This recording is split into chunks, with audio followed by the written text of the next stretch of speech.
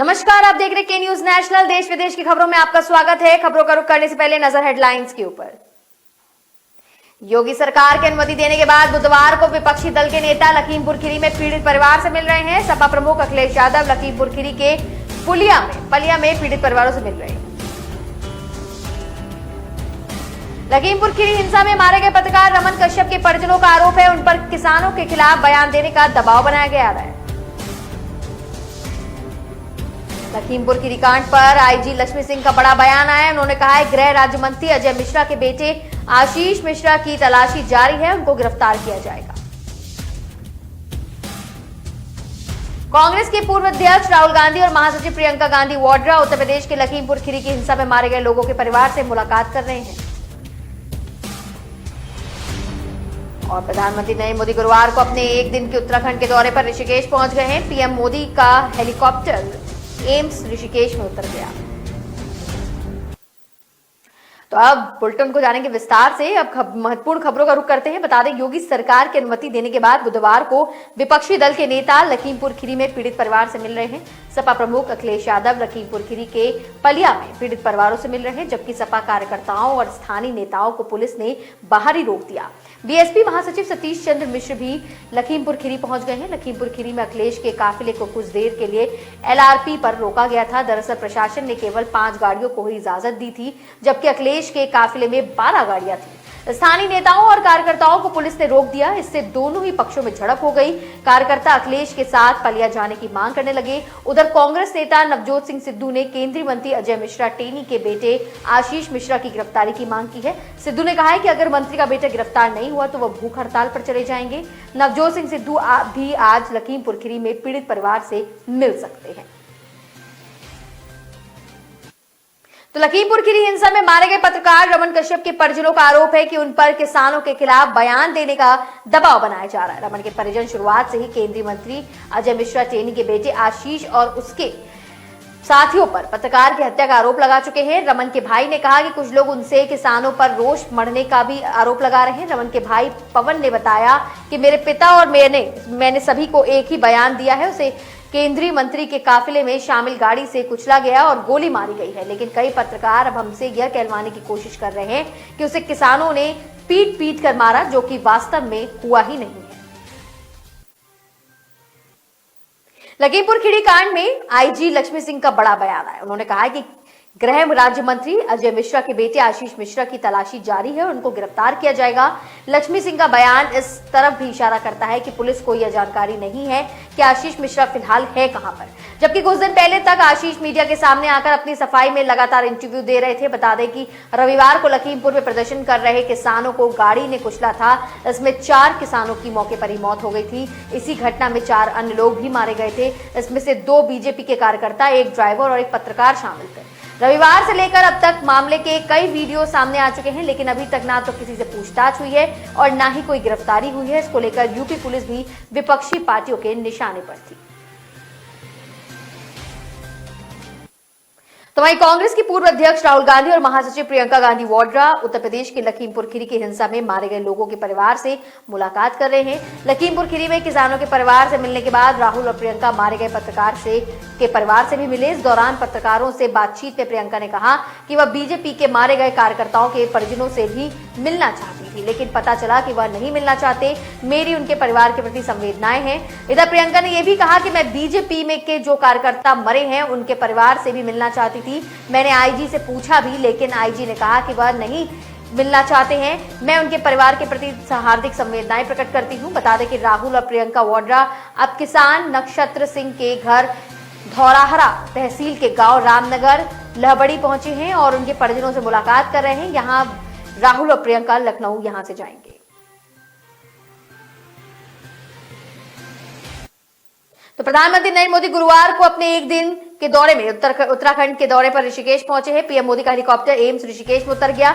यहां पर पीएम मोदी अखिल भारतीय आयुर्विज्ञान संस्थान सहित देश भर में पीएम केयर्स के तहत 35 ऑक्सीजन संयंत्रों का उद्घाटन करेंगे। बता दें कि पीएम मोदी ने कहा कि यहां आकर उन्हें नई ऊर्जा और नई शक्ति मिलती है। उन्होंने कहा कि जिस क्षेत्र ने योग और आयुर्वेद की शक्ति से जीवन का आरोग्य बनाने का समाधान दिया है, वहां से आज देश भर में अनेक ऑक्सीजन प्लांट का लोकार्पण हुआ है। प्रधानमंत्री नरेंद्र मोदी ने आज ही के दिन यानी 7 अक्टूबर को 20 साल पहले मुझे जनता की सेवा का नया दायित्व मिला था, लेकिन जनता के बीच में रहकर जनता की सेवा का सफर तो कई दशक पहले ही शुरू हो चुका था। पीएम मोदी ने कहा कि आज से 20 साल पहले उन्हें गुजरात के मुख्यमंत्री के रूप में नई जिम्मेदारी मिली थी। उन्होंने कहा कि उत्तराखंड का गठन साल 2000 में हुआ और इसके कुछ ही महीनों बाद 2001 में उनकी राजनीति यात्रा शुरू हुई। तो जम्मू कश्मीर में एक बार फिर आतंकियों की गोली का निशाना आम नागरिक बन रहे हैं। खबर है कि श्रीनगर के ईदगाह इलाके में गोलाबारी हुई है, जिसमें 2 शिक्षकों की मौत हो गई है। 3 आतंकियों ने सफा कदल में स्कूल में घुसकर प्रिंसिपल और एक पुरुष टीचर की गोली मारकर हत्या कर दी है। आशंकाएं जताई जा रही कि हमलावर आतंकी हो सकते हैं। फिलहाल सुरक्षा बलों ने इलाके की घेराबंदी कर दी है और तलाशी अभियान चलाया जा रहा है। बता दें कि श्रीनगर में गुरुवार को दिन दहाड़े आतंकियों ने 2 शिक्षकों की हत्या कर दी। सिख और कश्मीरी पंडित दोनों शिक्षकों की पहचान प्रिंसिपल सतिंदर कौर और शिक्षक दीपक चंद के रूप में हुई है। बताया जा रहा है कि दोनों सफा कदल के आलोची बाग के रहने वाले थे। गोली लगने के बाद उन्हें घायल हालत में सौरा के SKIMS अस्पताल ले जाया गया, लेकिन यहां उन्हें डॉक्टरों ने मृत घोषित कर दिया। तो पंजाब कांग्रेस अध्यक्ष नवजोत सिंह सिद्धू लखीमपुर खीरी पहुंचने के लिए एक बड़े काफिले के साथ निकले हैं। इससे पहले मोहाली में उन्होंने बड़ा ऐलान किया था, कहा था कि अगर कल तक केंद्रीय गृह मंत्री अजय मिश्र के बेटे आशीष की गिरफ्तारी नहीं हुई और उन्होंने जांच ज्वाइन नहीं किया तो मैं कल भूख हड़ताल पर बैठूंगा। वहीं अखिलेश यादव लखीमपुर पहुंच गए हैं। उन्होंने मृतक लवप्रीति के परिवार से मुलाकात की है। लखीमपुर खीरी हिंसा को लेकर सुप्रीम कोर्ट ने यूपी सरकार को कटघरे में खड़ा कर दिया है। कोर्ट ने सरकार को अब तक हुई जांच की स्टेटस रिपोर्ट कल तक सौंपने का आदेश दिया है। इसके अलावा पूछा है कि जिन लोगों के खिलाफ FIR दर्ज है वे गिरफ्तार हुए क्या, जो लोग आरोपी हैं उनके खिलाफ जानकारी भी दी जाए।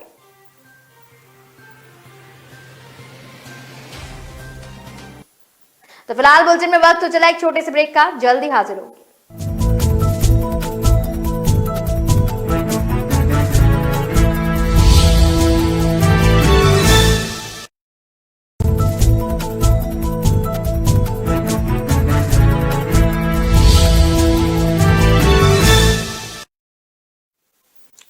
ब्रेक के बाद आपका फिर से स्वागत है। रुक करेंगे आगे की खबरों की ओर, जहां प्रधानमंत्री ने एक तरफ आज वाराणसी स्थित काशी हिंदू विश्वविद्यालय के ट्रॉमा सेंटर और कबीर चौरा का जिले महिला अस्पताल में 3 ऑक्सीजन प्लांट का उद्घाटन किया है। वहीं पीएम केयर्स फंड से लगे इन ऑक्सीजन प्लांट का उद्घाटन प्रधानमंत्री उत्तराखंड के ऋषिकेश के एम्स से वर्चुअली बटन दबाकर किया। ट्रॉमा सेंटर परिसर स्थित PSA प्लांट के समीप वीडियो कॉन्फ्रेंसिंग में प्रधानमंत्री जी ने डॉक्टरों और कर्मचारियों को संबोधित किया। इस दौरान सर सुंदरलाल अस्पताल व ट्रॉमा सेंटर में नवनिर्मित PSA प्लांट में 1000 LPM की क्षमता के 2 ऑक्सीजन प्लांट NHAI और DRDO ने संयुक्त रूप से तैयार किया है। इससे पहले 17 सितंबर को ही वाराणसी के कैंट विधायक सौरभ श्रीवास्तव ने BHU अस्पताल के ऑक्सीजन प्लांट की बटन दबाकर उसे क्रियाशील कर दिया था। तो शारदीय नवरात्रि के पहले दिन आज दोपहर 1 बजे सीएम योगी आदित्यनाथ गोरखपुर पहुंचे। यहां गोरखनाथ मंदिर पहुंचते ही सीएम योगी ने सबसे पहले गुरु गोरक्षनाथ का दर्शन किया। साथ ही अपने गुरु ब्रह्मलीन महंत अवैधनाथ की समाधि पर मत्था टेककर उनका आशीर्वाद लिया। मंदिर में पूजा अर्चना करके सीएम सीधा मंदिर में मां शैलपुत्री की आराधना करने चले गए। गोरक्षनाथ मंदिर के गोरखपीठेश्वर योगी आदित्यनाथ आज यहां के शक्तिपीठ में कलश की स्थापना भी कर देंगे।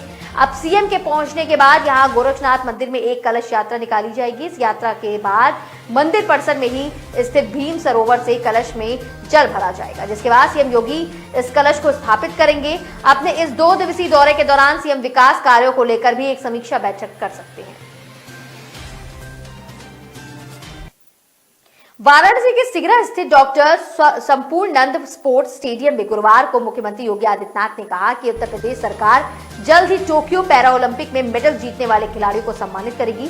इसके लिए लखनऊ में एक भव्य आयोजन किया जाएगा। उत्तर प्रदेश सरकार और केंद्र सरकार दिव्यांगों के साथ हर कदम पर खड़ी है। दिव्यांगों के स्वास्थ्य, शिक्षा, खेल, रोजगार और उनकी सहूलियत से संबंधित किसी भी फील्ड में उन्हें किसी भी प्रकार की कमी नहीं होने दी जाएगी। मुख्यमंत्री ने कहा कि प्रधानमंत्री नरेंद्र मोदी ने सिर्फ दिव्यांग नाम ही नहीं दिया, बल्कि वह दिव्यांगों के सर्वांगीण विकास के लिए लगातार काम भी कर रहे हैं। इसके साथ ही मुख्यमंत्री ने जनप्रतिनिधि के तौर पर प्रधानमंत्री को 20 साल पूरे करने के लिए काशी और काशीवासियों की ओर से भी बधाई दी। उत्तर प्रदेश के बाराबंकी में दिल्ली से बहराइच जा रही बस और दूसरी ओर से आ रहे ट्रक में आमने सामने टक्कर हो गई। इस दुर्घटना में 14 लोगों की मौत हो गई है।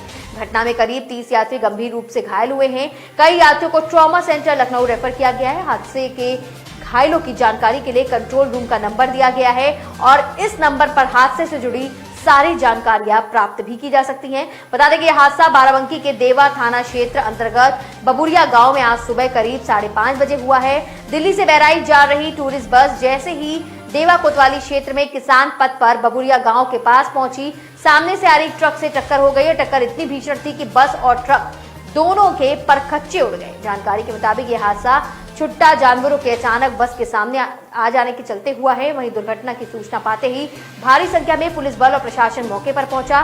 बस और ट्रक को काटकर घायलों को भी निकाला गया। सभी घायलों को जिला अस्पताल भेजा गया है, जहां पर डॉक्टरों ने 9 लोगों को मृत घोषित किया है। मरने वालों में रहमान पुत्र निजामुद्दीन निवासी शिलापुर बाराबंकी की शिनाख्त की गई है, जबकि बाकी यात्रियों की शिनाख्त की जा रही है।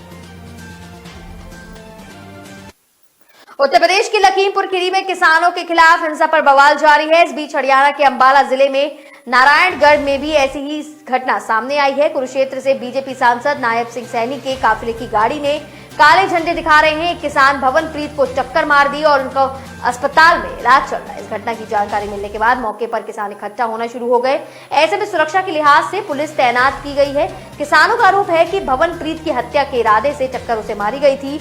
नारायणगढ़ में हुए एक कार्यक्रम में शामिल होने के लिए सांसद नायब सिंह सैनी पहुंचे थे। उनके आने की सूचना मिलने पर किसान विरोध करने के लिए पहुंच गए। कहा जा रहा है कि कार्यक्रम के बाद सैनी अपने काफिले के साथ निकले तो भवनप्रीत अचानक सड़क पर आ गए। तभी सांसद के काफिले की गाड़ी ने उन्हें टक्कर मार दी।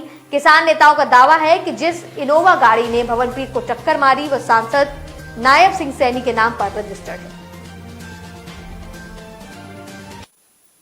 अलीगढ़ में प्रशासन ने धारा 144 लागू कर दी है। पहले यह व्यवस्था सिर्फ शहरी क्षेत्र में लागू की गई थी, लेकिन त्योहारों को देखते हुए प्रशासन ने इसे पूरे जिले में 29 नवंबर तक लागू करने का निर्णय लिया है।